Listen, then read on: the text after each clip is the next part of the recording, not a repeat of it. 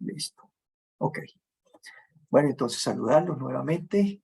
Les presento, Luis Eduardo Suárez Caicedo. Estamos aquí en Análisis de Inversión y Crédito. Los temas que vamos a repasar entonces en este curso tienen que ver con esas dos partes, inversión y crédito. Al comienzo vamos a mirar un tema macroeconómico, un tema de políticas económicas, que es el que nos da el contexto para toda la temática que vamos a repasar. Cada uno de los temas que vamos a hacer, cada uno de los productos que ustedes van a entregar, que van a elaborar, yo les voy dando las pautas para que los entreguen. Es decir, en la plataforma Moodle yo les voy subiendo los archivos con las indicaciones de cada producto, ¿ok? Para que no se guíen por las instrucciones que están en la plataforma del curso. Que no es que estén mal, no. Es simplemente que pues ahí está lo genérico, pero yo cada producto, cada entrega, vuelvo y les repito, y quiero que me escuchen muy bien, les voy a subir en la plataforma los archivos con las indicaciones que tienen que hacer. Está claro, ¿no? Quienes ya me conocen, pues así lo hicimos en otras asignaturas. Siempre van a tener la guía. Pues más que la guía, el archivo, no la guía que está ahí en el curso. Un archivito para que hagan producto 1, hagan esto, hagan producto 2, etc. Bueno, ustedes se pueden hacer en grupos, en CIPAS, máximo 3 personas por CIPAS, máximo. Si lo quieren individual, pues también les va mejor. No se atienen a su vecino, a su compañero, problemas que no dejan de presentarse, que no vino, que no asistió, que no fue, que no hizo, que le mandé el archivo y nunca lo revisó, que siempre me ha tocado trabajar solo. Entonces evítense de eso y háganlo individual y ya. Aprenden más y mejor les va. Para mí más trabajo que sean individual porque se me entregan más productos y me toca ponerme a revisar más, pero bueno, lo importante es el proceso, ¿no? De aprendizaje, de entender y de comprender las cosas. Este curso tiene un producto inicial que es el que vamos a empezar a ver hoy, que es el de las políticas económicas. Ya les explico. Un segundo producto que es bien importante, que es un concurso de la Bolsa de Valores. Entonces ustedes van a participar en la Bolsa de Valores de Colombia mediante un concurso en una plantilla que yo tengo diseñada para ello y ya les explico qué van a hacer ahí. Un tercer producto es sobre la parte de crédito, liquidar créditos bajo diferentes condiciones. Un cuarto producto es una plantilla de valor económico agregado para que la apliquen y hagan los análisis. Y uno quinto, pónganme cuidado, es un examen individual. Al final hay examen de todo lo que veamos en el curso. Se aplica entonces una prueba escrita individual que la suben, la entregan por plataforma de acuerdo con los temas que vamos a repasar. Entonces, por eso, bien importante que si asisten, vayan a ir tomando nota. Si no asisten, pues que puedan ver el video para que lo repasen. Al final, yo les subo una especie de cuestionario como una guía para que hagan el repaso de ese examen sobre los temas. Pero importante ir tomando nota de cada una de las cositas que vamos mirando. ¿Ok? ¿Está claro? Sí, señor. ¿Alguna Sí, pregunta señor. hasta el momento? Bueno, muy bien. En cuanto al primer tema, bueno, quiero hablar un poquito del concurso, que es el segundo producto, para que también vayan a ir alistando motores. El producto del concurso de la Bolsa de Valores es que ustedes durante una semana, ya miramos la fecha, yo voy a subir fechas, obviamente, de acuerdo con la programación que todavía no ha salido completa la programación. Durante una semana ustedes van a hacer un concurso. ¿En qué consiste? En CIPAS o individual, como lo quieran, donde de lunes a viernes, todos los días, van a ingresar a la plataforma de la Bolsa de Valores de Colombia por un enlace, ya les explico todo el proceso, y van a elegir la compra de unas acciones y las van a registrar en un archivo que yo les facilito. Yo les digo todo.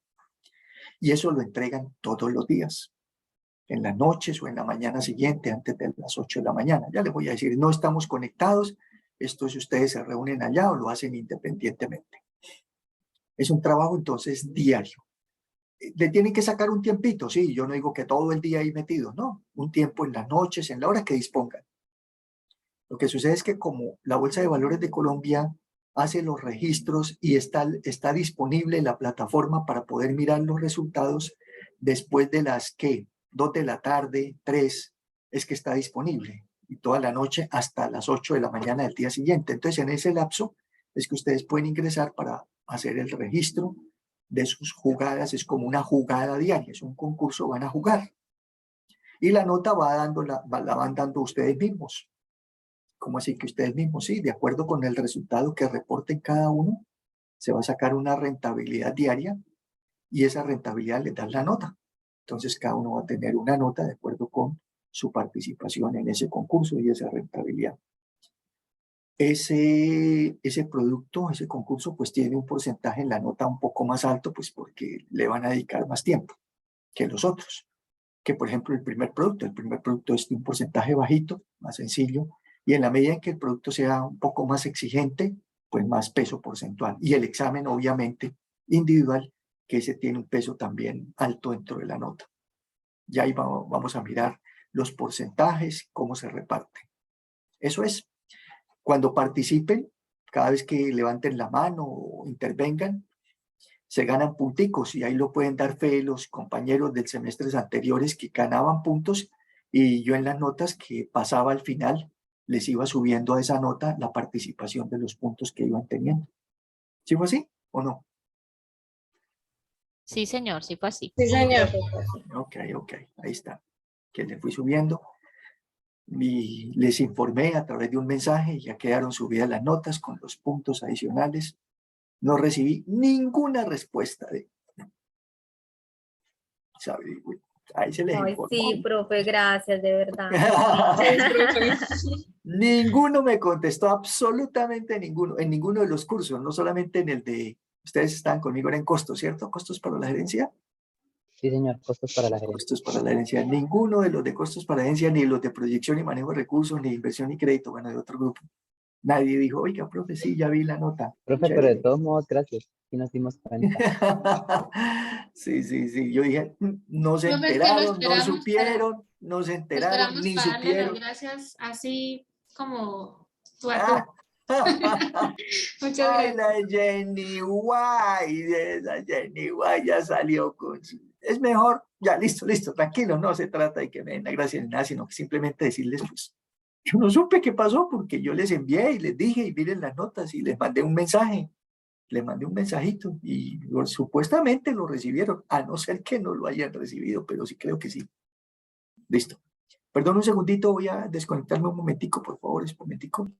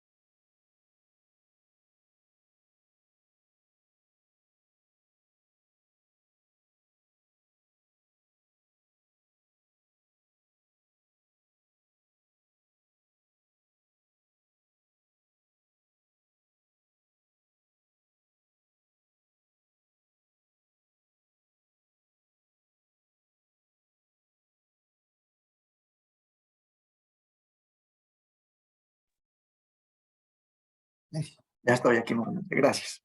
Bueno, vamos entonces a dar inicio a nuestro primer tema, que son las políticas económicas. Ya les comparto pantalla y miramos un archivito.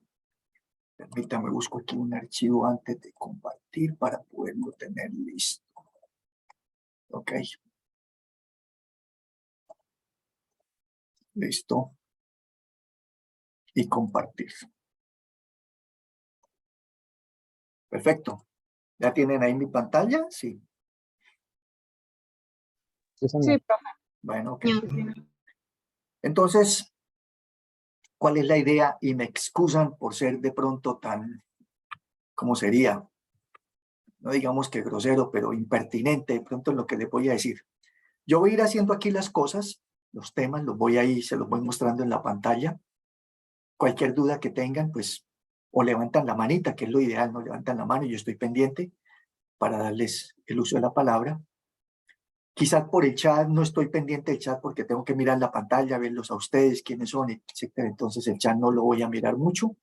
Si alguien no tiene micrófono, pues entonces le hace saber a alguien, profe, es que está escribiendo tal cosa, y me lo cuenta, alguna pregunta que tengan. Y cualquier duda que tengan, siempre intervengan. Levantan la mano y preguntan, profe, no entendí, ¿cómo sí? Repítame, ¿qué es lo que está haciendo? Yo voy haciendo los archivitos, de pronto en Excel, de pronto en Word, de pronto en lo que sea, pero, la impertinencia que les decía, no se los voy a compartir. No porque sea fuerte, duro, exigente, sino porque la única forma de aprender es cuando ustedes hacen, no cuando miran. Ustedes vienen aquí a la tutoría a aclarar, ¿no? A entender. ¿Entienden? Ah, sí, lo que está escribiendo ahí Luis Eduardo, sí, lo entendí. Si acaso no entienden, ¿qué hacen? Pues preguntan. Y con preguntar que eso solucionan, hacen la aclaración, despejan las dudas, las inquietudes. Pero hasta ahí no han aprendido nada. ¿Cuándo aprenden? Solo cuando lo apliquen, cuando lo hagan. Entonces, por eso no les envío los archivos, porque la idea es que ustedes lo hagan, lo apliquen. Esa es la razón. ¿De acuerdo? Entonces, para que tengan eso presente, muchachos. ¿Vale? Cuantas veces quieran ver el video, ese va a estar disponible.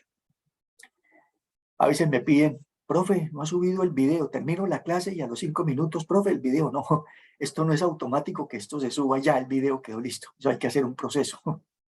Hay que bajarlo y eso se demora en descargar, eso es un MP4, hay que llevarlo a un YouTube y en YouTube hay que cargarlo y eso demora otro proceso. Hay que darle unas indicaciones de que no es contenido no apto para niños, que puede ser público, que puede ser visto por cualquier persona, una serie de indicaciones y eso dura un proceso. Entonces eso no es ya automático que ve el video.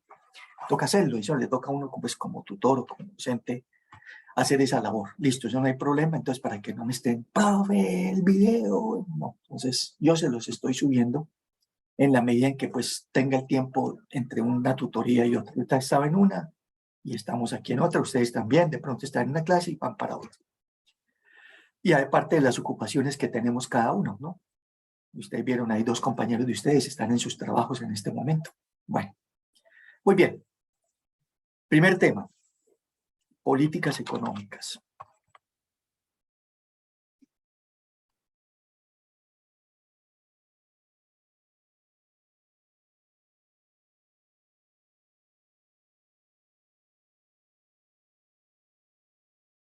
Las políticas económicas de un país, de una región, de una nación, en nuestro caso en Colombia,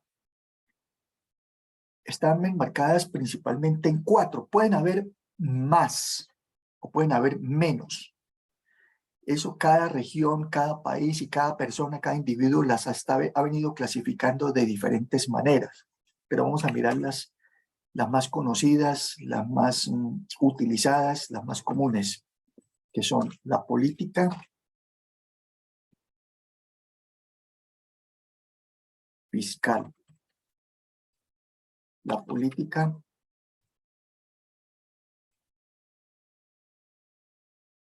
monetaria, la política cambiaria y la política de comercio exterior.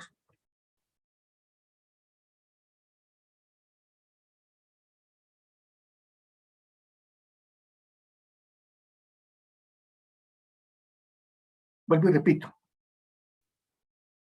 Si ustedes buscan de pronto van a encontrar, no, profe, hizo falta tal. Sí, es probable, pero principalmente estas 4 agrupan e incluyen los temas básicos de aplicación económica en un país, en una región. ¿Ok? Bueno, muy bien. Entonces, de esas 4 vamos a empezar a mirar cada una de ellas, a qué se refiere. Aquí es importante, vea, primer día de tutoría, que yo sé que por allá cuando estemos en la 8ª y 9ª tutoría ya pues esto se les olvidó, obvio. Eso no es que uno se aprenda las cosas de una vez, ¿no? Eso se van, en la medida en que uno las repase, pues no se le olvidan, se van manteniendo, se van quedando y las va uno recordando. Pero cuando no es así, pues obvio, se van al olvido. Entonces, ¿para qué les digo esto?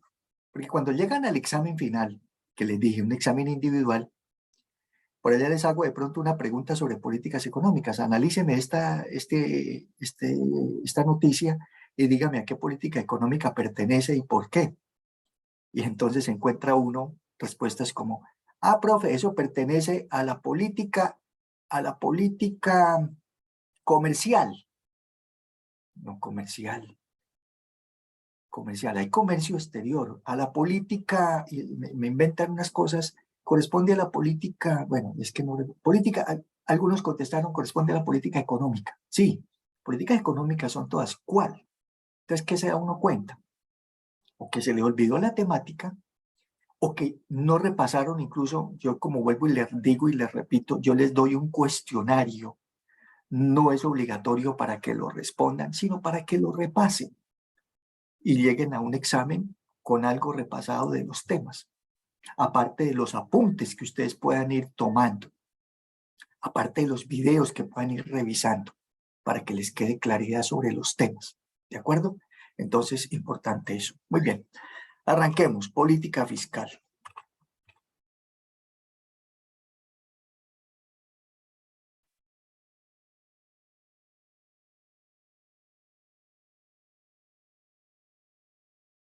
¿A qué se refiere el fisco? ¿Qué es el fisco?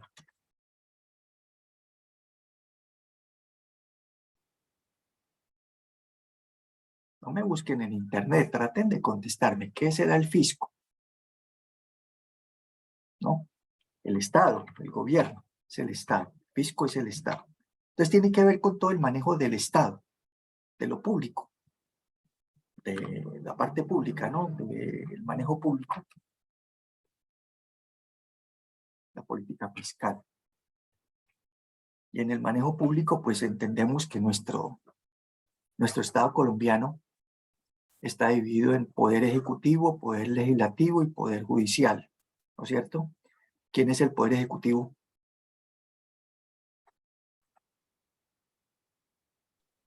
El gobierno. El gobierno, el Estado. Presidentes, ministros, alcaldes, gobernadores, el que ejecutan, ejecutivo. Ejecutivo. ¿Quién es el legislativo?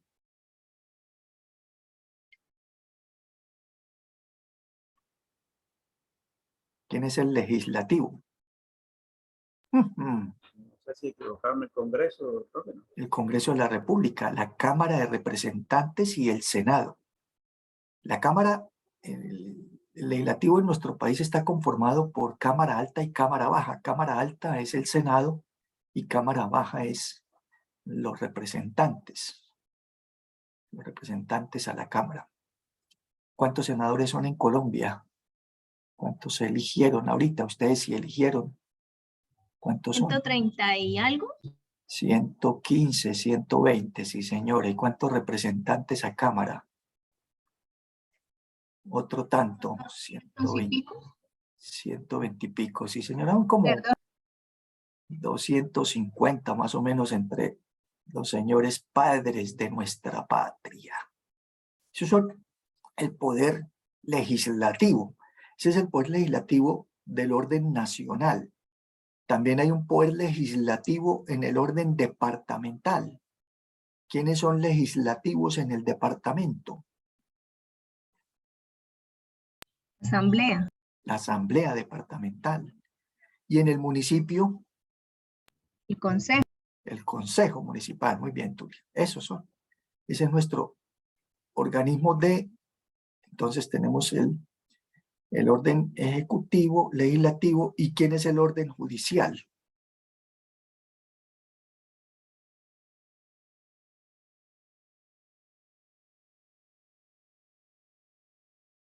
¿Aló? Los jueces, el Jueces. Ministerio de Justicia, de Justicia, la Fiscalía, la Procuraduría, la Contraloría, bueno, Contraloría es más de control, las magistraturas, la Corte Suprema de Justicia, la Corte Constitucional, las Cortes Supremas son poder judicial, son los tres grandes poderes de un país, ¿no? En nuestro caso colombiano. Entonces el Estado tiene un manejo público, muy bien.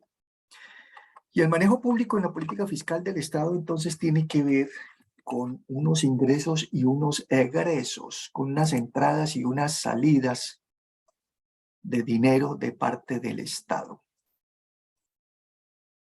¿Ok? Entonces vamos a tener unos ingresos del Estado.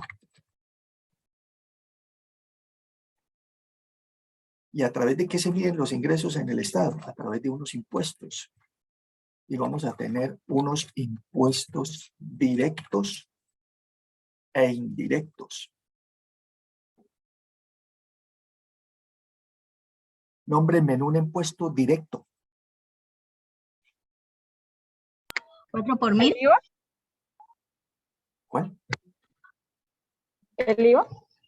El IVA, Tulia. No, señora. El IVA no. Directo, directo. ¿El IVA es indirecto? El IVA es el más indirecto de todos. Nómbrenme uno directo. Y 4 por 1000, ¿no? No.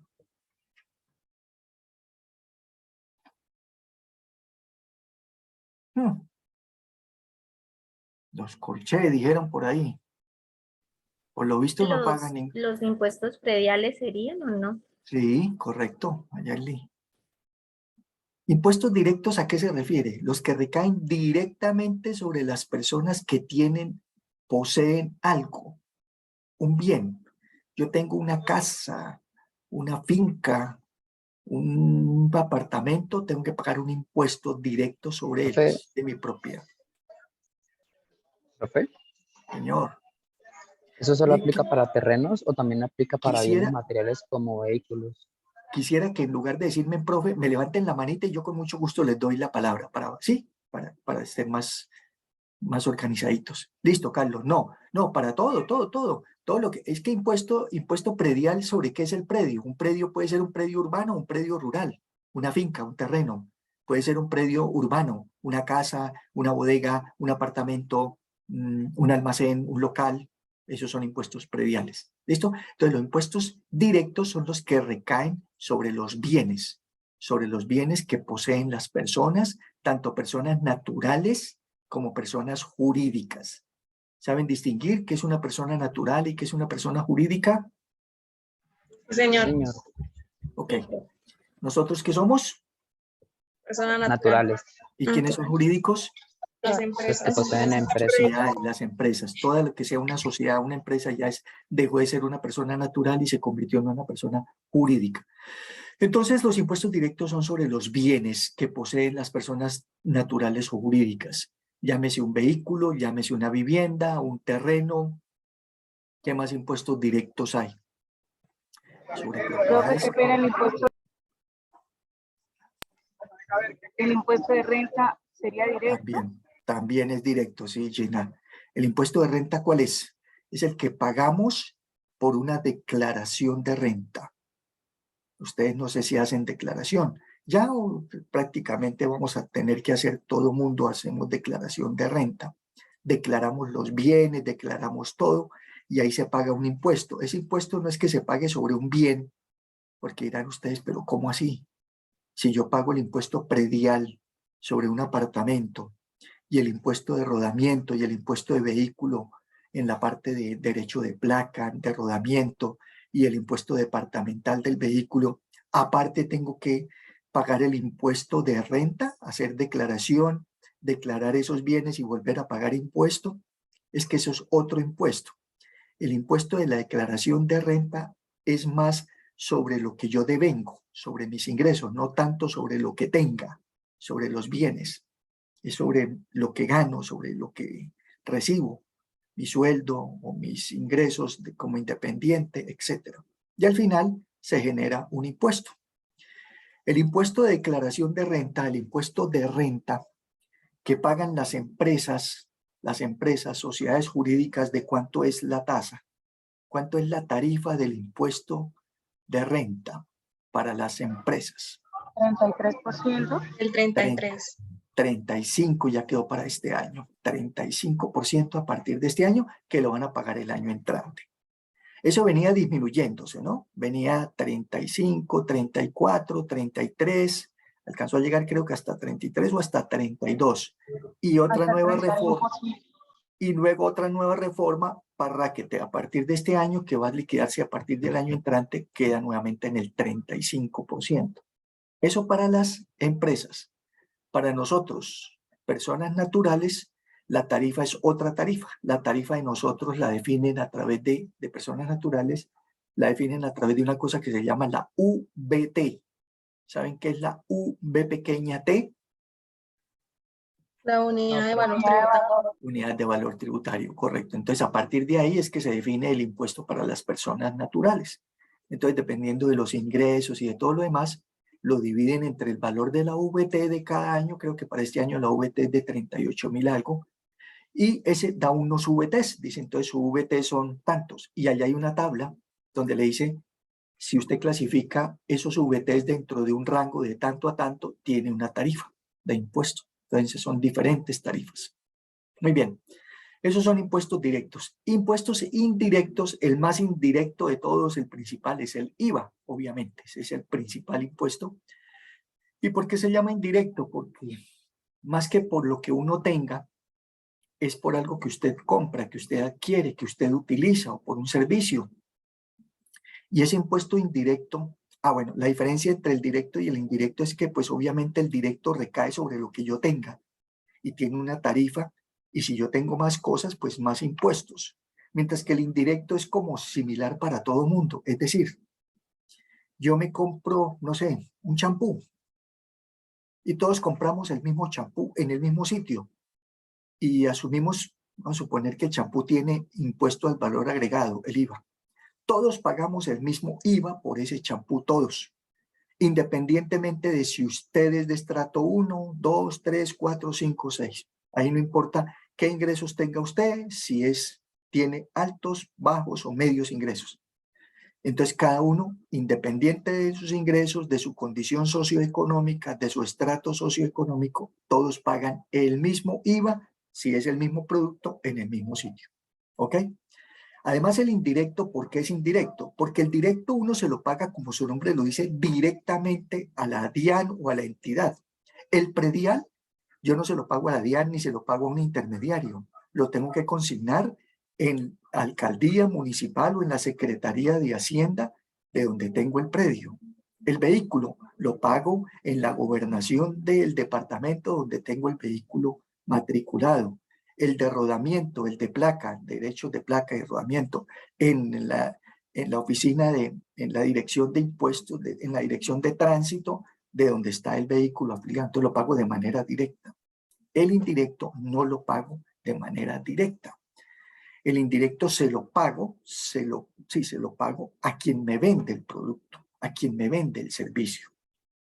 Pero esa persona, esa entidad o esa empresa que me vendió el producto o el servicio, él no es el dueño de ese impuesto. Él lo recibe y él no se puede quedar con eso. Esos son recursos del Estado. Él se los tiene que devolver a la DIAN. Entonces es una transacción indirecta. Se lo pago a alguien y ese alguien se lo tiene que devolver a la DIAN. Las empresas entonces actúan como unos intermediarios, por eso son indirectos, intermedian, ¿ok? Entre la DIAN y el usuario, el cliente. Eso de los IVAs, del impuesto al valor agregado, pues ya sabemos que hay una tarifa general del 19%, pero hay otras tarifas, ¿no? Hay tarifas del 2, del 6, del 4, del 10, diferenciales, dependiendo de los productos. Y hay productos que no tienen IVA, que son exentos, y hay otros que son excluidos de IVA. Son dos cosas ahí diferentes que manejan. El tema es que cuando alguien cobra el IVA, está obligado a devolvérselo a la DIAN.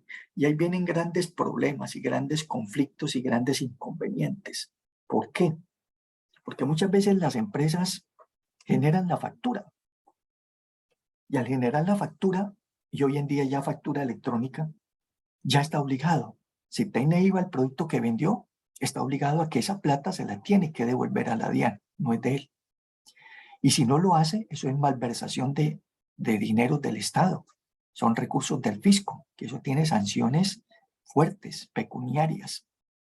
Entonces, ¿qué sucede con las empresas? Que muchas veces hacen la facturación o la venta y el cliente no les paga.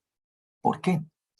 Porque les vende a crédito, les da plazo, pero ella se comprometió, la empresa o la persona que vendió, a que si le cobró el IVA, independiente de que el cliente no le haya pagado, esa parte del IVA se la tiene que devolver a la DIAN. Y entonces ahí vienen problemas, sobre todo en el manejo de liquidez de las compañías. ¿De acuerdo? Y eso ha sucedido con muchos negocios. Venden, facturan, dan crédito, porque esa es la política o ese es el manejo nuestro en el comercio, dar crédito, que no es una práctica. No digo yo que no sea legal, obviamente es una práctica legal. Que no sea común, obviamente es una práctica común. Que no sea ideal. Sí, para unas empresas es ideal dar crédito, pero eso de dar crédito tiene una implicación y es, ¿usted cómo sabe que el cliente le va a pagar? Ah, no, es que ya es de muchos años, sí. De muchos años fueron también muchas entidades que se vinieron a pique. Justo y Bueno, una entidad de muchos años, se acabó. Empresas que uno conocía de muchos años y ya no existen. Entonces, eso es un complique. Entonces, tener esas políticas de vender a crédito conlleva muchas veces inconvenientes. Entonces, ante el fisco, ante el Estado, usted no le puede ir a salir con la premisa o con la excusa, ah, no le he podido devolver el IVA porque es que le vendí a Luis Eduardo y Luis Eduardo no me ha podido pagar. Esa no es ninguna razón ni ninguna excusa. Tan pronto usted genera factura, ya está obligado, si tiene IVA, a devolverle esa plática al Estado. ¿Ok? Entonces, ese es un tema bien delicado. Otros ingresos que tiene el Estado son tasas, contribuciones, multas, sanciones, bueno, multas. Bueno, eso así para nombrar. Tasas, por ejemplo, la tasa del 4 por mil, esa más que un impuesto es una tasa de contribución del 4 por mil. Que se genera por los retiros que se realicen. La tasa aeroportuaria, cuando usted va a viajar, a usted le venden un tiquete aéreo y le tienen que cobrar una tasa aeroportuaria. Anteriormente, ¿qué sucedía? Hace muchos años, que compraba uno un tiquete aéreo y cuando llegaba al aeropuerto, presentaba uno el tiquete y le decían, señor, debe aquí usted un impuesto, se tiene que pagar adicionalmente al valor del tiquete algo más. Ah, pero yo lo compré en una agencia. Y la agencia de pronto no le facturaba o no le cobraba la tasa aeroportuaria. No porque se le olvidara o porque no lo hiciera, sino de pronto decía, no, si se la cobro, eso no es de la agencia, eso es de Aerocivil, eso se cobra para la Agencia Aeronáutica Civil, ¿no? Es un impuesto de unas condiciones. Entonces le llegaba uno allá y tocaba llevar la plática para pagar esas tasas, que no es que sean muy altas, pero eran recursos que uno no contaba. Tasas a la gasolina, tasas al impuesto de renta también existían. Bueno, hoy en día ya se ha venido mejorando eso. Contribuciones, contribución a la equidad, contribuciones por estampillas. La UIS maneja una estampilla que es la estampilla ProWIS. Como ustedes saben, pues la UIS es una entidad pública que depende del departamento de Santander, de la gobernación. Y en la gobernación se tiene un manejo de estampilla ProWIS, se denomina así.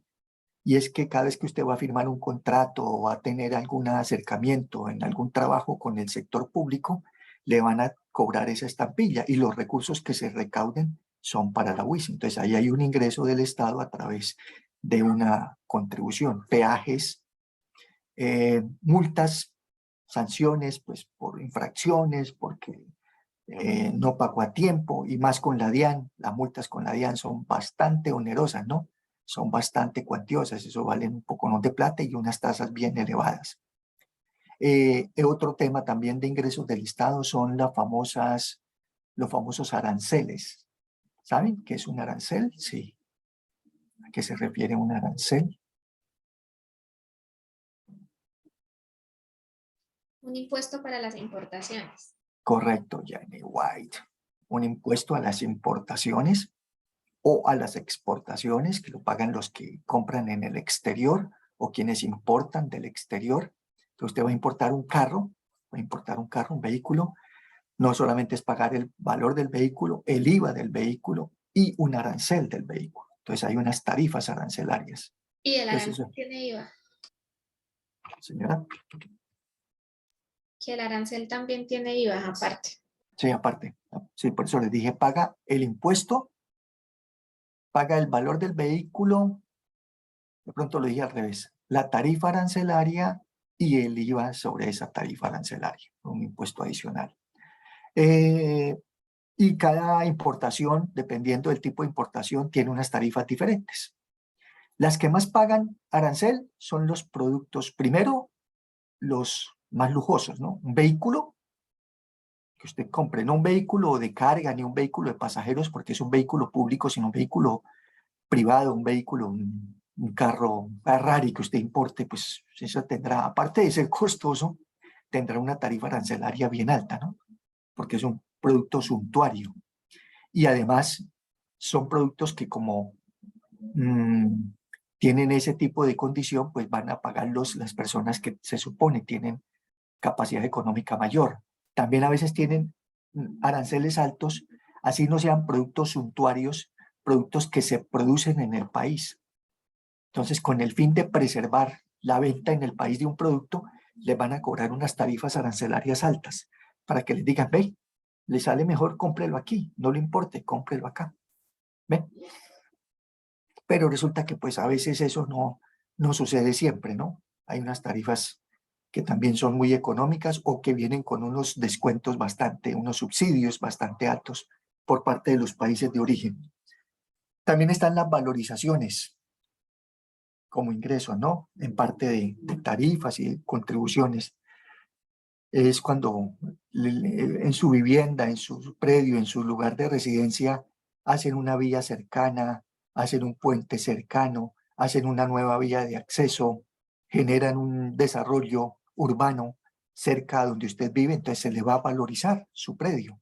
Entonces, al valorizarse su predio, le van a cobrar una valorización, una cuota de valorización. Muy bien. ¿Qué otros ingresos tiene el Estado? La participación en empresas del Estado propiamente o empresas mixtas, empresas de economía mixta.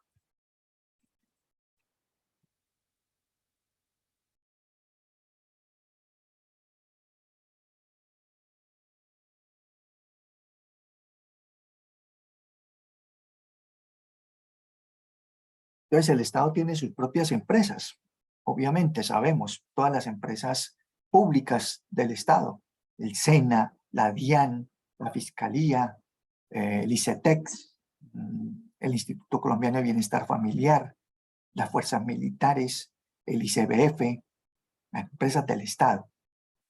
Hay un banco que es del Estado. ¿Cuál es el banco propio del Estado? ¿Cuál es? ¿Banco qué? Banco Agrario. Banco Agrario, claro, Tulia, bien. Es el único banco estatal, Banco del Estado. Aparte del Banco de la República, obviamente. Pero el Banco de la República es un banco, más que el Estado, es un banco central. Es que aquí nosotros lo llamamos República, pero en todos los países es el Banco Central. Banco Central de Venezuela, Banco Central de Chile, Banco Central de Argentina, Banco Central de México. Aquí es el único sui generis que lo llamamos Banco de la República. ¿Cuál es el Banco Central de Estados Unidos? ¿Cómo se llama? No me busquen, si saben. Banco Central de los Estados Unidos. Y está de moda por estos días con las tasas y todo. Ya están buscando, ya no supieron. Se llama la FED. La FED. Y se lo anoto. FED. La Reserva Federal de los Estados Unidos. Ese es el Banco Central. En los Estados Unidos allá no es ni central ni república, sino es la Reserva Federal. Bueno, entonces en Colombia todas las entidades públicas, todas las entidades del Estado, acueductos, empresas públicas de aseo, de alcantarillado, de agua potable, ya dijimos acueductos obviamente, Todas esas son empresas del Estado. Que normalmente esas empresas no es que esas empresas no es que le produzcan ingresos al Estado.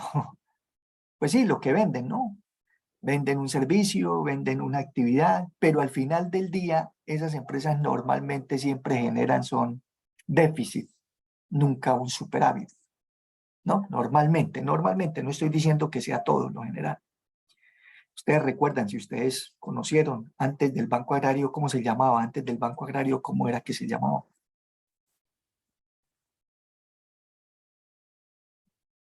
No. La caja agraria, creo.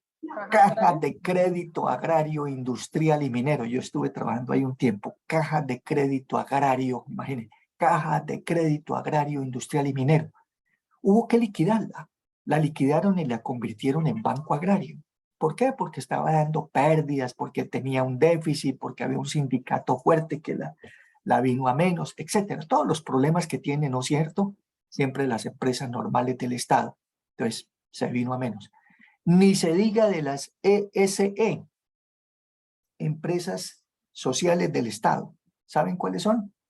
Las empresas sociales del Estado, ESE, nombre menuna. ¿Hospitales? ¿Perdón? Los hospitales.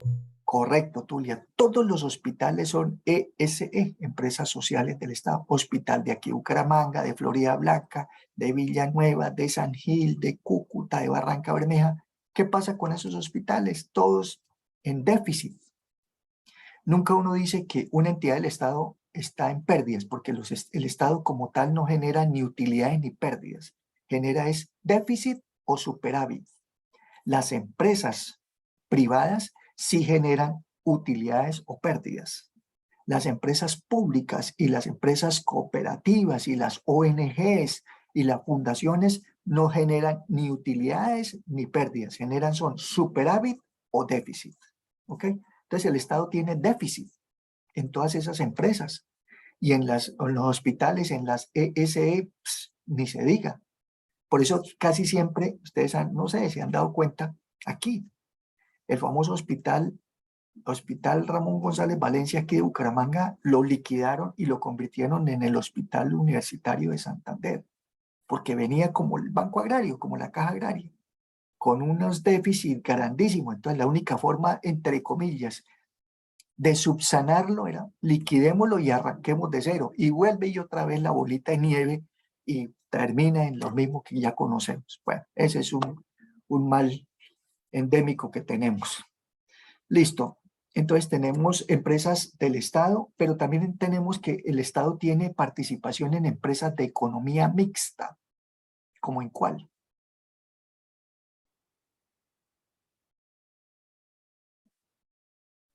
Ecopetrol, profe. Correcto, Mayeli, en Ecopetrol. Entonces, la principal participación del Estado es en Ecopetrol. La principal, aquí, ¿qué pasó? ¿Qué? Permítame, que es que no veo aquí lo que estoy escribiendo. Ahí está. La principal participación del Estado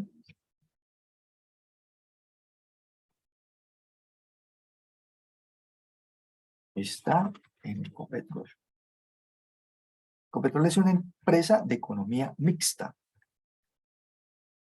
Una parte es el gobierno y una parte es privado.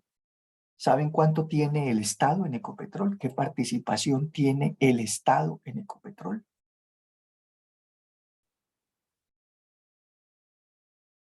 No me busquen. ¿Saben o no saben? No, profe. El Estado tiene el 88%. El 88% de las acciones de Ecopetrol son del Estado colombiano, representado principalmente en el Ministerio de Hacienda y en el Ministerio de Minas y Energía. Hubo una cláusula. Cuando ustedes tengan tiempo, busquen una historia y sepan de dónde nació Ecopetrol, cómo nació. Nació a través de una cosa que se llamó la concesión de mares, que se firmó por allá en los años, no sé exactamente, 60 y pico. Buscan por allá en internet, concesión de mares, y ahí les cuenta cómo se originó Ecopetrol. Y cuando se firmó el acta de inicio de Ecopetrol, que era por cuenta del Estado, la participación, se quedó una cláusula, quedó una, ¿cómo se diría? Una cláusula, sí, un parágrafo, un artículo, algo que es intocable y que no se puede echar para atrás. Y es que el Estado no puede ser partícipe de Ecopetrol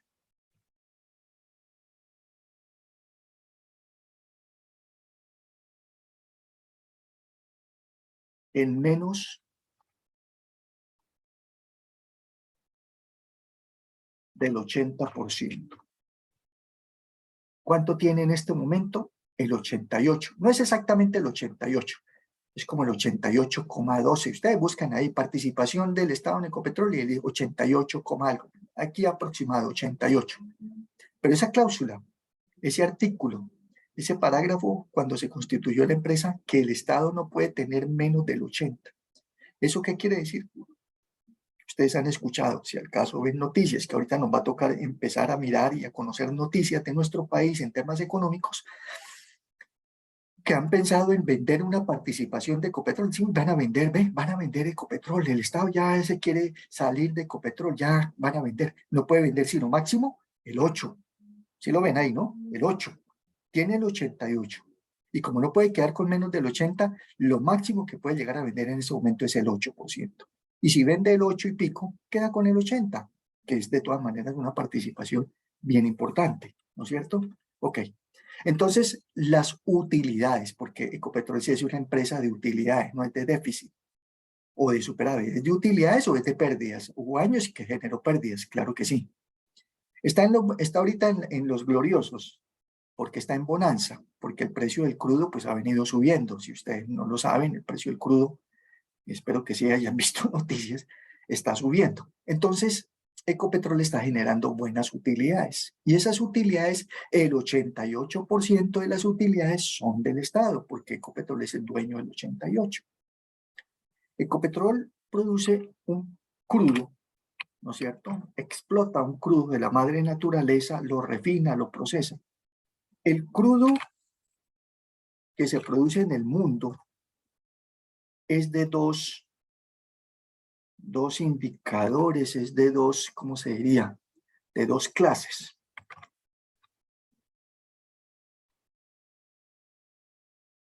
Esas son las dos clases de crudo, el WTI y el Brent. ¿Cuál de los dos es el que procesa Ecopetrol? El primero. El Brent. El WTI es el de la Texas Instrument World. Este es el crudo de los Estados Unidos. Perdón, Y este es el crudo que se procesa, que se refina, que se explota acá, Brent. ¿Cuál es de mejor calidad? El de mejor calidad es el WTI. Mejor calidad. ¿Por qué es de mejor calidad el WTI? Porque el WTI es un crudo liviano.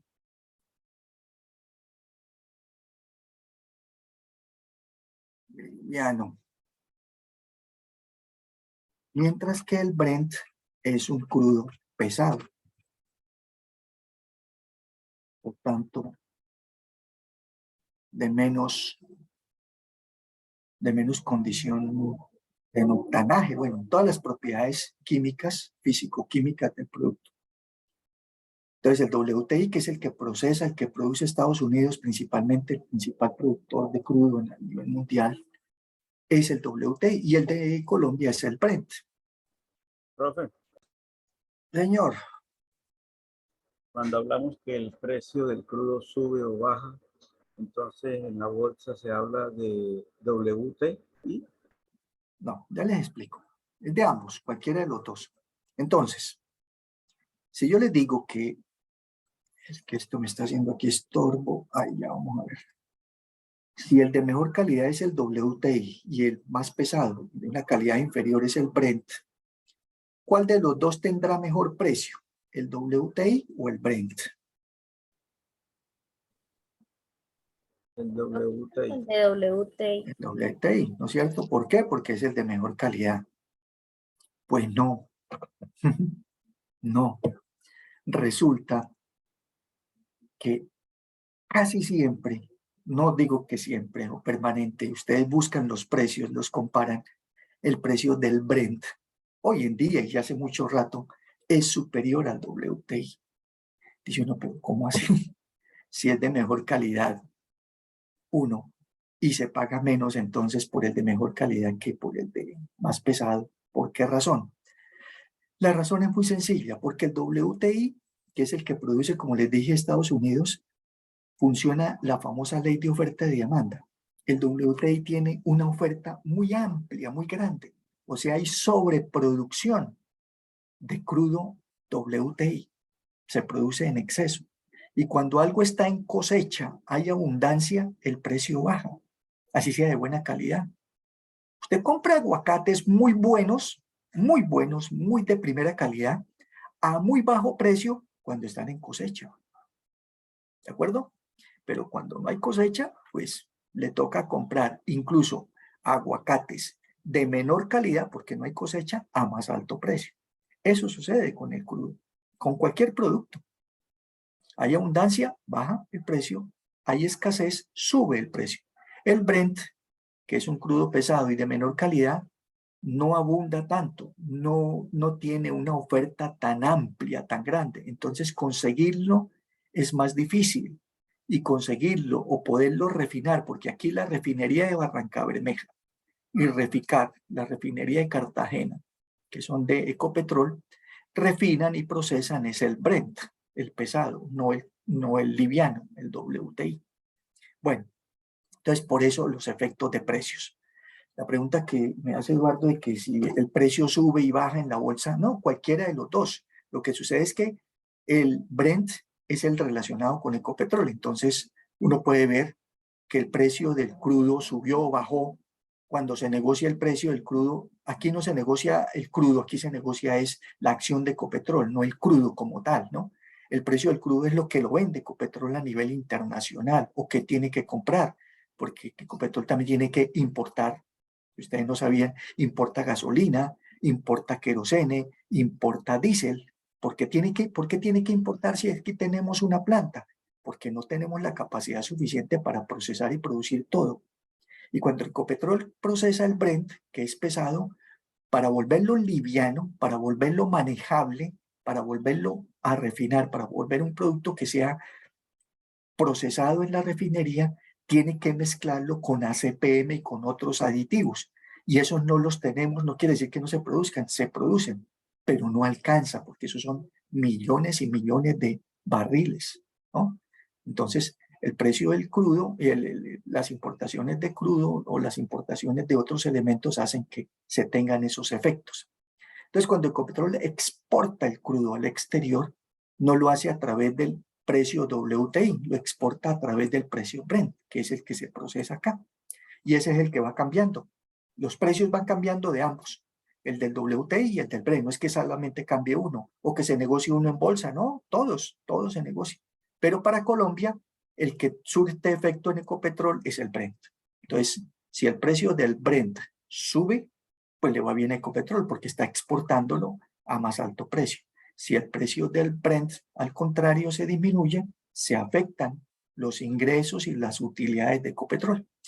Y como el Estado tiene el 88% en Ecopetrol, por eso cuando hacen el presupuesto general de la nación, que por esta época lo van a hacer y lo van a someter a consideración de las cámaras altas y bajas en Senado y Cámara, eso lo tienen que votar por ahí entre octubre, en noviembre ya tiene que estar listo el presupuesto del año entrante, el presupuesto de la nación, diferente al presupuesto de la gobernación, del departamento, de la alcaldía de cada municipio, presenta sus propios presupuestos.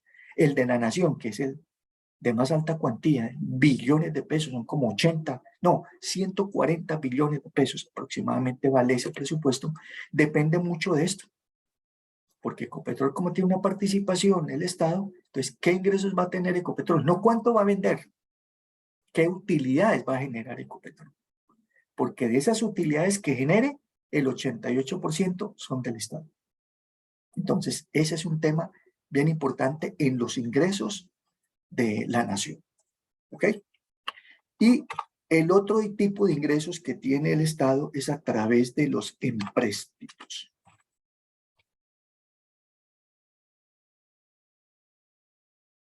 A nivel internacional.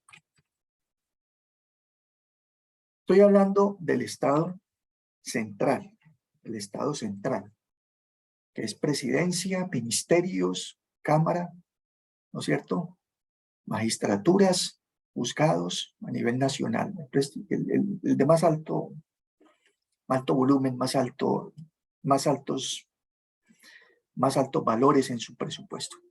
Y los empréstitos a nivel internacional no se dice préstamos, como dijéramos aquí, a usted le sacó un préstamo en un banco, eso es un préstamo. Aquí a nivel internacional y para los países se denominan empréstitos. Los hacen organismos multilaterales a nivel multinacional. Organismos multilaterales. Multilaterales. ¿Cuáles son? Bueno, darles aquí las siglas y ahorita las escriben. BIRF. BID. IFC.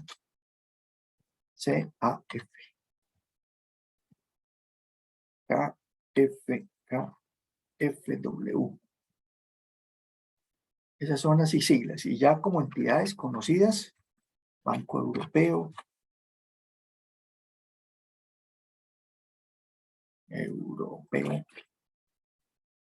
Banco de Japón,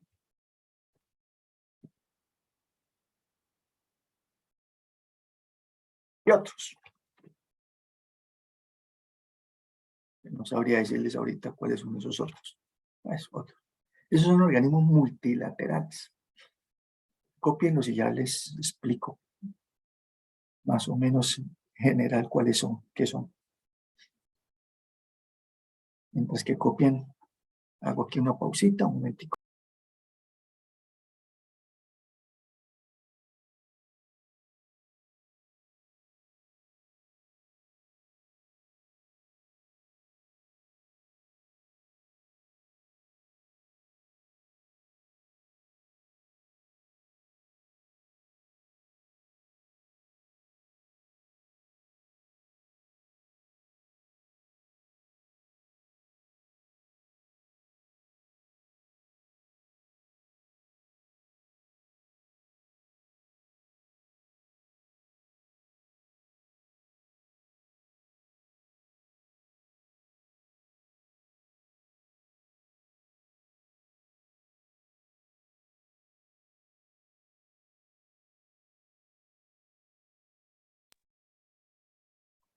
Ok, listos. Entonces, estos organismos multilaterales son los que le prestan plata a un país, a una nación.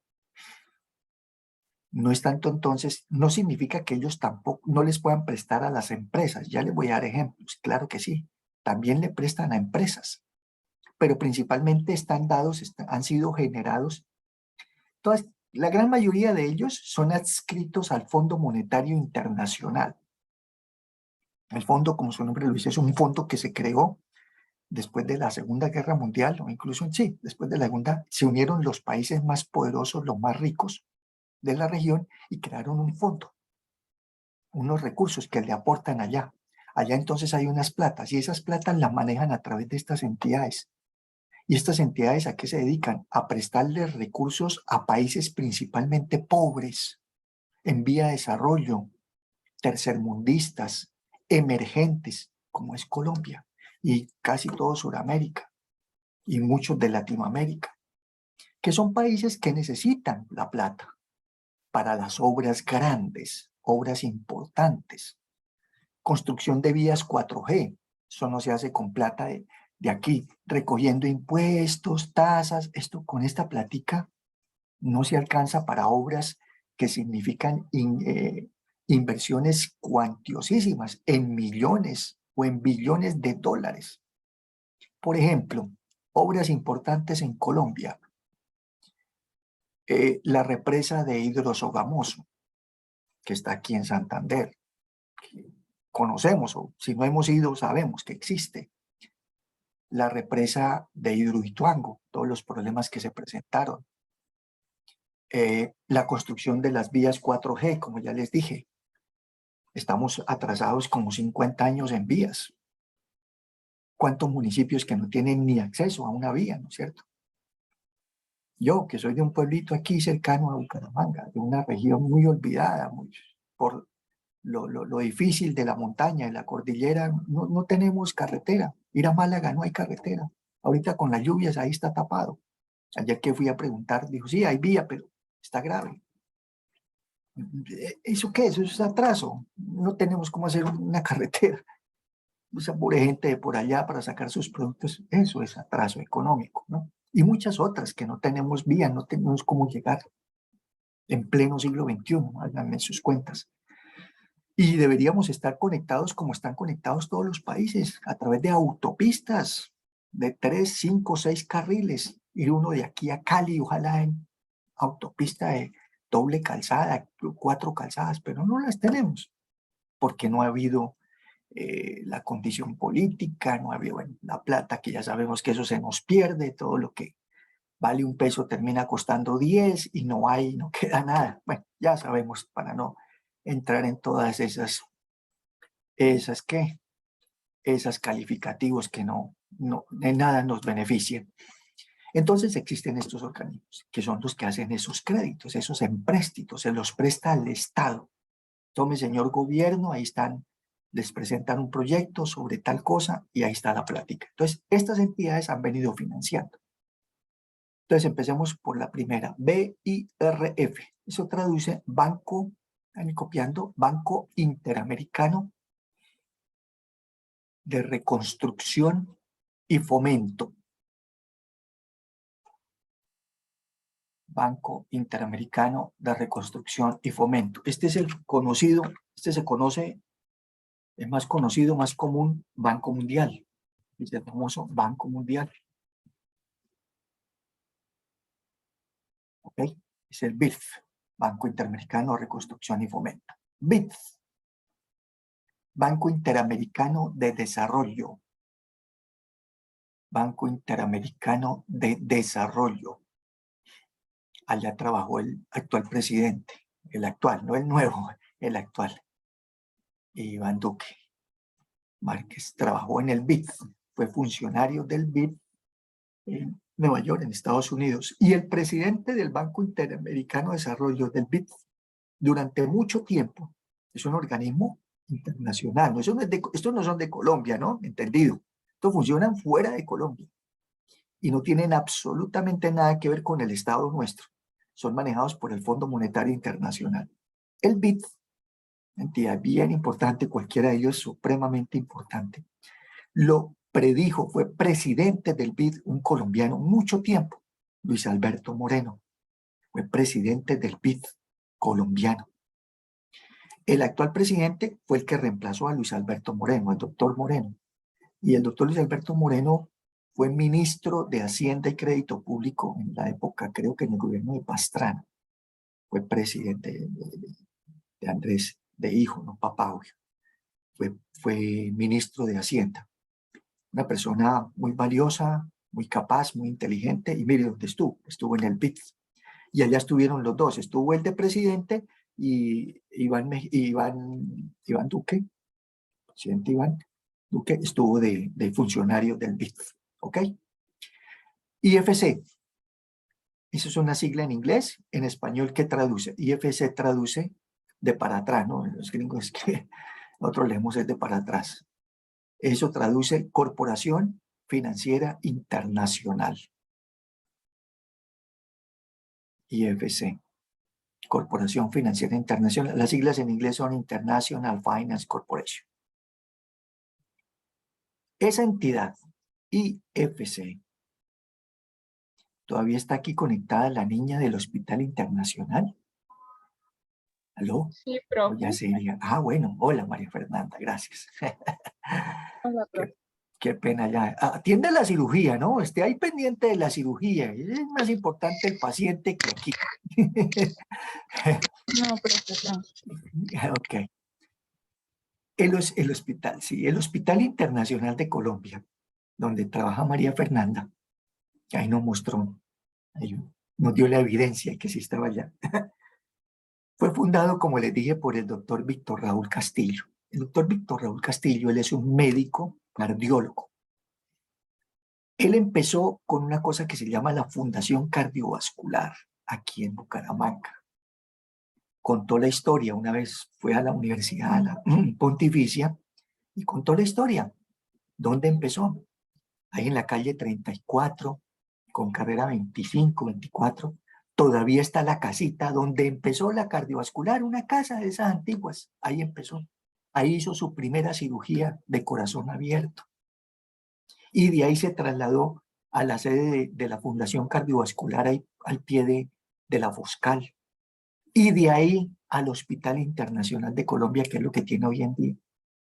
Ustedes no se imaginan la importancia de ese hospital. No lo conocemos muchas veces. Un hospital más. Es un hospital a nivel latinoamericano de lo más completo que existe. No porque el edificio sea bonito, que lo es, porque las instalaciones sean cómodas, que lo son, por los equipos que tiene ese hospital. Cirugías de corazón abierto, cirugías cardiovasculares, cirugías cerebrovasculares, cirugías de alta complejidad, se hacen ahí. Dios nos permita que nunca estemos en esas condiciones. Ahí llegan personas, vienen personas de cualquier parte del mundo aquí a una cirugía. No digo que vengan de Japón, no, pero si vienen de Centroamérica, de Latinoamérica, aquí vecinos nuestros de otros países. Y ni qué decir aquí de la región de Colombia, de diferentes partes del país, llegan ahí, a ese hospital. A todas esas atenciones de alta complejidad, como lo hacía el doctor Castillo, fundador de estas entidades, son fundaciones, son entidades sin ánimo de lucro, con la Fundación Cardiovascular. Ese señor es para exaltar, ese señor es para que conozcamos quién es, y ojalá busquen la historia, doctor Víctor Raúl Castillo, quién es, qué hace. Ha sido la cabeza visible. Pero es que tiene plata, bueno, puede tener o no tener, pero ha creado eso. Ahí tiene la oportunidad María Fernanda, un trabajo. Gracias a él le dio el empleo. No digo yo, él la buscó a María Fernanda, él la entrevistó, no, pero él fue el artífice de esa obra. Y por él estamos aquí con un hospital de primer nivel, de súper, de lo máximo. Hasta el helipuerto tiene un edificio de consultorios médicos y tiene un edificio de estilo hotel, estilo hospedaje, para los pacientes que vienen con sus familias se puedan quedar ahí contiguos, no dentro del hospital, contiguos ahí al hospital para que los puedan atender y los puedan acompañar. ¿Es así, María Fernanda, o estoy diciendo cosas que no son? No, profe, sí. Igual hace poco recibieron una calificación súper alta en la certificación de GIS, que mide todo lo que es los sistemas de información. Somos, pues, pues el primero en Colombia, y a nivel de Latinoamérica solamente 24 hospitales cuentan con esa certificación. Con esa calificación. Muy bien, María Fernanda, perfecto, ok. Una preguntita, María Fernanda, ¿se conoce ahí personal del hospital, parte administrativa? Le pregunto por alguien, a ver si lo conoce. Pues yo soy parte administrativa, pero señor, cuénteme. El doctor Hernando Mesa, que era el director financiero, ¿todavía está? ¿El jefe financiero? No, creo que él ya no está. Ya no está, pero él estuvo acompañando al doctor Raúl Castillo en la cardiovascular y en la creación, y le ayudó a crear una una EPS tienen ustedes, ¿no? IPS. No, Sí, pero ustedes tienen una Salud EPS. Mía. Salud Mía. ¿Cómo es? Salud Mía, eso es, ahí tiene una EPS, como cualquier EPS, como Sanitas, como, bueno, se me olvidan las demás. Sí, que tienen centros como tal de Salud apoyo, Total. llaman IMAP. Okay. Está en Pero Florida, tiene una, sí. ok, tiene una EPS, porque el hospital como tal es IPS, Es todos una los IPS. hospitales, todos son institución prestadora, pero fundaron la EPS, la entidad promotora de salud. ¿Me recuerda el nombre? ¿Cómo se llama? Fundación Salud Mía. Es que no le escucho bien. Ay, Dios. Fundación Salud Mía. Salud Mía, la EPS, ¿ok? Entonces, también para apoyar y para quienes no están afiliados a EPS, ahí tienen una buena oportunidad de afiliación. Eso es. Ahora, ¿en qué voy? Ese Hospital Internacional de Colombia, para que ustedes lo sepan, cuando se fue a construir, la construcción vale una plata, claro que sí, el edificio, ¿no? Las obras civiles y todo, pero lo que más vale son los equipos, como le comento, todos los equipos de alta complejidad que maneja, en todos los temas que hablamos, cardiovascular, cerebrovascular, esos son equipos costosísimos. Se los financió, fueron financiados esos equipos y parte de la obra con un crédito de la IFC. Esta entidad le prestó plata al Hospital Internacional de Colombia. Milloncitos, no cualquier 3 paqueticos de dólares. Y se los cuento porque tuve la oportunidad con el doctor Mesa, que era el director financiero en su época del hospital, que tuvimos vínculos con la universidad, con la Pontificia, además él es paisano, yo lo conozco hace mucho rato porque el doctor Mesa fue gerente financiero de Gasoriente y de muchas otras entidades. También fuimos compañeros en la UNAP, él era docente también allá. Bueno, él tuvo un acercamiento con la universidad, con la Pontificia, para que los estudiantes fueran a hacer las prácticas. Y allá en el hospital hay muchos estudiantes que hacen la práctica cuando están terminando su carrera. Y entre ellos un muchacho que era hijo de un cardiólogo hizo la práctica allá. Ahora no me acuerdo del apellido. Bueno, después me acordaré. Hizo la práctica y la hizo con el doctor Mesa, Fernando Mesa, en el área financiera. Entonces yo le estaba dirigiendo la práctica y ahí conocí el origen de los recursos del hospital y ahí encontré crédito de la IFC, por eso lo digo. Le prestó una plata a la IFC y la otra plata se la prestó el Bancolombia, aquí en Colombia obviamente. Entonces, estas entidades, como ustedes lo ven, importantes, interesantísimas, trascendentales en el desarrollo de una región, porque no son solamente préstamos al Estado, ¿no? Al país, también a empresas, a negocios, a actividades, pues obviamente no le van a prestar plata, perdone que les diga, a la tienda de la esquina, ¿no? Porque esto tiene que tener unos recursos bien enormes, bien grandes, un respaldo y bueno, toda la serie de condiciones, pero para que veamos la importancia de estos temas. Muy bien. CAF, la CAF. La CAF traduce Corporación Andina de Fomento. Corporación Andina de Fomento. Esa tenía su sede principal en Caracas, pero a raíz de todos los problemas en Venezuela, creo que la sede principal hoy en día debe estar en Chile, si mal no estoy, en Santiago de Chile. Bueno, pero también andina quiere decir aquí con países andinos, ¿no? Chile, Ecuador, Perú, Bolivia, Colombia y Venezuela, los de la CAF. KfW, ese es un banco alemán, son las siglas en alemán, a eso sí ya no sé.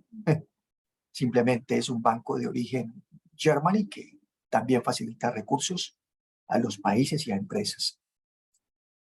Banco Europeo, lo de gerencia lo preside una mujer, banco importantísimo, no solamente para la comunidad europea, sino para todas las regiones que tengan intercambio o relaciones comerciales con Europa. Banco del Japón, bueno, y así por el estilo, bancos grandes, importantes a nivel de otros países. ¿Ok? Bueno, entonces, esos son los ingresos en general del Estado. Impuestos, directos e indirectos, tasas, contribuciones, multas, tarifas, participación que tenga el Estado en empresas públicas o empresas mixtas y los empréstitos, que son los créditos que le hacen al gobierno. Y vamos a terminar por hoy con los egresos. Y los egresos del Estado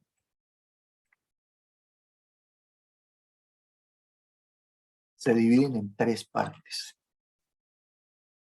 Gastos de funcionamiento.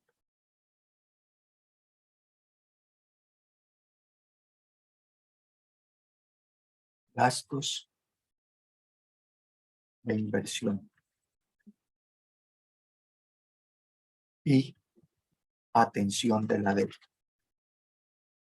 Son los 3 grandes grupos en los que se distribuyen los ingresos en estos 3 grandes grupos. Pues resulta que, primero, la tristeza de nuestro país, a no repetirla, es más los egresos, es más esto que lo que ingresa. Obvio, eso ya lo sabemos hace muchos años. Y ha sido un mal de nunca acabar. Más lo que sale que lo que ingresa. Y si es más lo que sale, los egresos que los ingresos, pues el Estado al final genera un déficit. Tenemos déficit fiscal. Déficit. Mira, déficit fiscal. ¿Qué quiere decir? Egresos mayores a ingresos del Estado. Despilfarros, corrupción, cargos que se crean sin ningún rendimiento, sin ningún efecto, ¿no? Bueno, ya saben ustedes todo el despilfarro que hay ahí.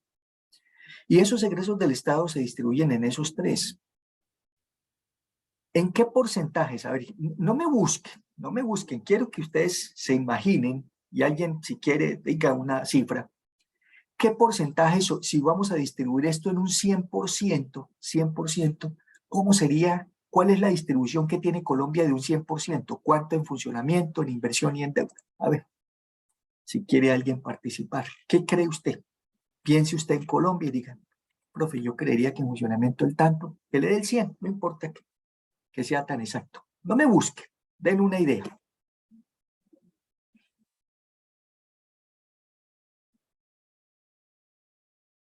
Ya están buscando, si se demora. No sé si considero que pueda tener un mayor porcentaje en los gastos de funcionamiento. ¿Qué Luego en porcentaje deuda, sería? no sé, le pondré un 50%, no sé si estoy muy alto. 50. Siga. Al siguiente seguiría con la deuda. Deuda. Un 30% y 20% de inversión. 30.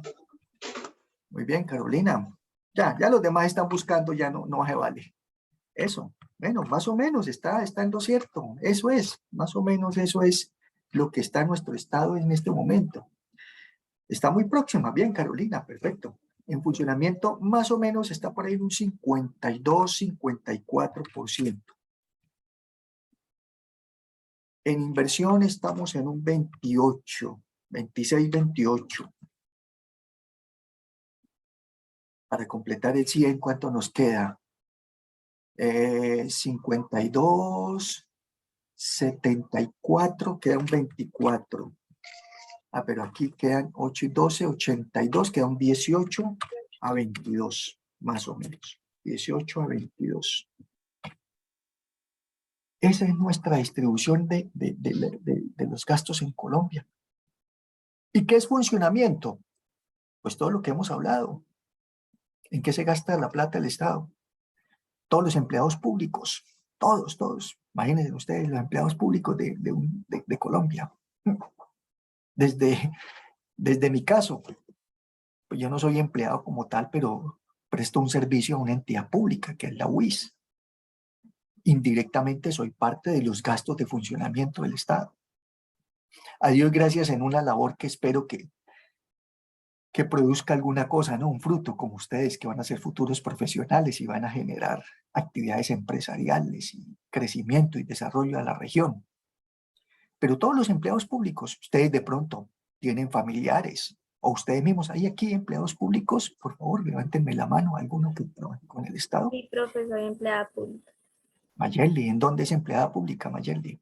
Bueno, profe, no sé, usted me corregirá si es empleada pública. Trabajo en la alcaldía del municipio. Claro, En es medio obvio. de una prestación de servicio. Perfecto, sí, es una empleada pública. ¿Quién más? Yo tengo familiar en una empresa de economía mixta, Ok, Dan. Patrick, ¿en cuál? Ecopetrol. Ok, en Reficar, ahí en Cartagena. No, en Barranca Bermeja. Barranca Bermeja, ok. Listo. ¿Quién más?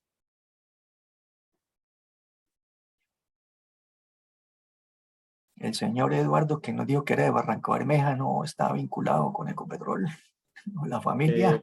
Pues, profe, sí, tengo un hermano supervisor de Ecopetrol de Eso es. producción y yo trabajo para contratos de Ecopetrol en la parte de vigilancia privada hace ya 20 años. Ok, ahí está. Bueno, listo, esos son. Hay funcionarios, personas que dependen de una entidad pública. Entonces no son solamente gastos de funcionamiento, las nóminas, que es toda la millonada que existe en Colombia, sino también los mantenimientos, los arriendos, los servicios públicos, la papelería, los equipos de cómputo, todo el funcionamiento. Ustedes van a una alcaldía y todo lo que hay ahí, eso es funcionamiento. Bueno, todo no, porque hay parte de inversión. No es que ahí esté la inversión, es las obras que se ejecutan. Pero hay todas esas personas y todo ese movimiento, funcionamiento. Las fuerzas militares, ¿cuánto vale para el Estado mantener las distintas fuerzas, no? No solamente la aviación, la marina, la naval y la fuerza militar como tal, el ejército y la policía. Y en el ejército las diferentes armas, ¿no? ¿Sí saben? El ejército tiene la ingeniería, la infantería, la caballería y la mecanizada. Y tiene suboficiales y tiene oficiales. La policía lo mismo. Las cárceles, los centros de reclusión, entonces el mantenimiento de todas esas cosas. Los hogares geriátricos, los que son asilos, los que son hogares de paso, los que son hogares infantiles, comedores. Y ni qué se diga los padres de la patria, los que ganan millones allá en el Congreso, viajes, viáticos, carros, hasta celulares, bueno, todo eso es nuestro funcionamiento en el país. Y en eso se va más de la mitad de lo que ingresa se va ahí. Muy poco para inversión. ¿Y la atención de la deuda qué es? La atención de la deuda pues es estos préstamos que le hacen al Estado, que es el ingreso, pues hay que devolver esa plata. Eso no es que se la den y ya. Nos prestaron un banco tal para la obra de Sogamoso, el río de Hidrosogamoso, millones de dólares, hay que devolver esa plata. Esos empréstitos y hay que devolverla con intereses. Entonces esa es la atención de la deuda, ¿ok? Y desafortunadamente, lo más poquito se va, o muy pequeña parte se va en inversión. Y ya como lo hemos dicho, para no repetir y no ser reiterativos y canzones, y lo poquito que se invierte, poquito se ve. O se gasta más y no se ve, ¿no? La hora vale 100 pesos y termina costando 500 y no la hicieron o la dejaron a medias. Y ahí vemos todos los inconvenientes y ya conocemos todo el despilfarro de platas que hay. En un país desarrollado, en un país industrializado, es al revés todo esto. El mayor egreso en un país, Estados Unidos, en Europa, el mayor egreso, el mayor gasto está es en inversión y el más poquito está en funcionamiento. Porque no hay la corrupción, no hay el manejo ¿no es cierto?, del padrino, de que me dieron el puesto y no sé de eso y voy allá y firmo y me voy para la casa y ya, y no tengo, digamos, un desarrollo. Yo lo viví, yo lo conocí de cerca. Una vez estuve en contrato en la alcaldía de aquí, Bucaramanga, con planeación. No era empleado también, como dice Mayeli, era funcionario, era empleado de prestación de servicios para un proyecto que se estaba haciendo de Ciudad Metrópolis aquí en Bucaramanga. Y pues allá tenía, digamos, no un cargo, sino un puesto ahí, nos asignaron a quienes estábamos en el proyecto ahí dentro de la Secretaría de Planeación. Y veía uno de los funcionarios de ahí de planeación, sin decirle mentiras, si llegaban a las 8, bienvenidos, a las 8:30, que los vieran, daban una vuelta, se sentaban allá en su escritorio, a leer prensa, tomar tinto, hablaban con el vecino, tan, miraban por ahí un papel, se iban, almorzaban y volvían en la tarde y volvían y no los veía uno haciendo ninguna labor productiva o efectiva. Ahí. ¿Y por qué no los podían sacar? Porque eran nombrados, porque el padrino político, bueno, todo lo que ustedes saben. No vamos a entrar en esos detalles. Entonces, desafortunadamente, nuestro país es baratado y en las condiciones en que funciona, pues así no vamos a tener un desarrollo. Después les explico la diferencia entre desarrollo y crecimiento económico. Entonces, este es el primer capítulo, esta es la primera parte de nuestra charla, que es la política fiscal. Sobre esto ya les voy a subir las pautas que van a hacer para que vayan a ir pensando. Como les dije, se pueden hacer en CIPAS máximos de 3 personas, si lo quieren individual. Y este primer tema, creo que antes de este de pronto tienen un foro o tienen un plan de acción. Yo no he mirado el curso. Tienen un plan de Sí, acción. profe, El sale plan. como un foro para el plan de acción. Listo. Sí, Entonces pero No hay yo les monto ningún la, tema añadido. si hay un foro, tengo que montarles la pregunta del foro, entonces yo les hago eso este fin de semana para que lo puedan hacer y lo entreguen en su debido tiempo. Pero aparte de ese, que es el del foro del plan de acción, vamos a mirar lo de las políticas y aquí qué trabajo van a hacer. Ya se los voy a dar en detalle, pero les doy algunos apartes, algunos anticipos. Ustedes van a buscar una noticia económica, cualquiera que no sea del siglo pasado ni antes de Jesucristo. Tiene que ser una noticia de junio para acá, reciente, de junio o de julio o de agosto. Ya vamos a estar en agosto la otra semana. Ya les doy las pautas, tranquilo que eso yo se los escribo, es para que ustedes vayan a ir pensando. Una noticia económica que la van a encontrar en una fuente de información, fuente oficial. No es entrar a Google y pum, teclear Google y googlear y lo que primero les aparezca. No, tiene que ser una fuente de un ministerio, de una secretaría, de una entidad gubernamental o no sé qué, de una revista reconocida, de un periódico conocido, no por allá en revista La Raya Azul de Ipiales. Sí, no estoy diciendo que sean malas ni nada, sino que sean oficialmente conocidas y que tengamos información que sea cierta, ¿no? Que a veces ve uno tanta información en Google que no es cierta. Entonces, una fuente de información que sea cierta, donde ustedes toman una noticia y la analizan y miran a qué política corresponde. Hoy solamente vimos una. En la próxima clase, en la próxima tutoría, vamos a ver las otras 3 que ya son más, no son tan extensas. Y la identifican, dice, esta noticia corresponde a la política tal. ¿Por qué? Por tal razón. Corresponde a la cambiaria porque tiene que ver con tan. Explican por qué. ¿Y esa noticia qué alcance tiene? Económicamente, ¿eso qué afecta o en qué beneficia a nuestro país? Esta noticia nos puede beneficiar en tal cosa o nos puede afectar en tal otra. Y van a hacer eso con 2 noticias y con 2 políticas. Entonces van a buscar 2 noticias que tengan que ver con 2 diferentes políticas. Aquí les aclaro porque a veces sucede y se repite. No entendieron, no escucharon, no vinieron a la tutoría, le dijeron hay que hacer un ensayo, un trabajo sobre políticas, ahí están las 4 políticas, y me entregan un reporte con todas las políticas y una noticia para cada una. Eso no les dije, les dije 2 políticas, háganme análisis de 2. ¿Cuál 2? Cualquiera de las 2 que quieran ustedes escoger entre las 4, solo 2.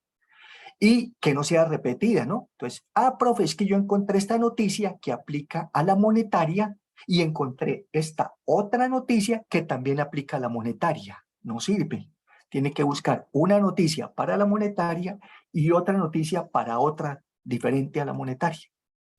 A veces es posible, no es lo general, que una sola noticia puede tener 2 políticas. Y lo abrís y lo lee, lo explica. Esta noticia aplica tanto para la cambiaria como para la fiscal. ¿Por qué? Porque en la cambiaria tal cosa y porque en la fiscal tal cosa. Listo, vale. Y me dan el link, el enlace de la noticia. No me tienen que mandar toda la noticia, sino el enlace. Y lo otro es que lo tienen que hacer, de manera resumida. No es ahí copiar todo y sino con palabras, así como estamos hablando aquí. Yo no aquí, ustedes ven que yo no estoy mirando una diapositiva y les estoy diciendo lean aquí, no, estamos aquí hablando y voy escribiendo, entonces les estoy dando ejemplo para que así mismo ustedes también escriban cosas propias, ¿no? No es buscar allá, ¿eso qué quiere decir? Y pum, pegan. y les pregunto, ¿y eso qué es? Eso encontré, ¿no? Escriban lo que ustedes entienden, lo que realmente conocen de cada tema. Es eso. Me alegró saludarlos, entonces ya tendremos la oportunidad de adelantar los temas. Le voy a colocar lo del foro para que hagan lo del plan de acción. Mucho gusto nuevamente en volverlos a saludar. Buena tarde y nos veremos en la próxima tutoría. Ok. Gracias, profe. Feliz tarde. Gracias, tutor. Gracias, Listo, profe. profe, Hasta muchas luego. gracias. Muy amable. Buena tarde. Gracias, Chao, profe. chao. Ok, buena tarde. Chao. Luego que Gracias, profe. Hasta luego. Bueno, chao, chao, chao, chao, chao.